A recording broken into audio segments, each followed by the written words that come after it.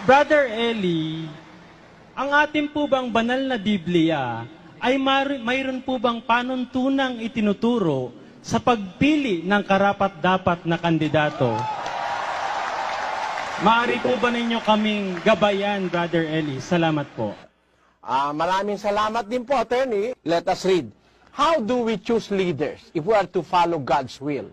In the book of Deuteronomy, chapter 16, verse 18, it says, Judges and officers shalt thou make thee in all thy gates, which the Lord thy God giveth thee, throughout thy tribes, and they shall judge the people with just judgment.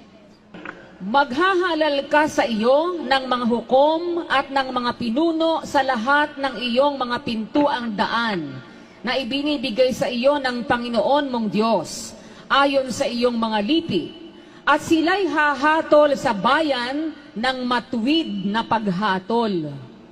Ang ilalagay mo, yung hahatol ng matuwid na paghatol, ano, kapatid na Luz?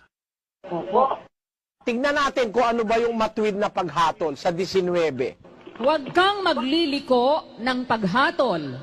Huwag kang tatangi ng mga pagkatao, ni kukuha ng suhol, sapagkat ang suhol ay bumubulag ng mga mata ng marunong at nagliliko ng mga salita ng matuwid. Tanyo? Huwag kang magliliko ng paghatol, huwag kang tatangi ng pagkatao. Ngayon, kung gusto mong maglagay ng pinuno, ano ba ang gagawin natin? Basahin nga natin yung 1.13 ng Deuteronomio. Kumuha kayo sa inyo ng mga lalaking pantas at nakakaalam at kilala ayon sa inyong mga lipi, at sila'y aking gagawing pangulo sa inyo. Yun ang sabi ng Diyos. Baka naman mali yan sa Tagalog, Englishin mo nga.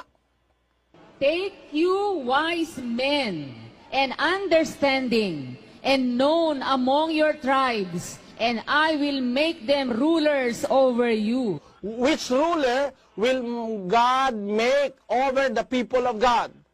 Men of understanding, wise. Anong klaseng wise?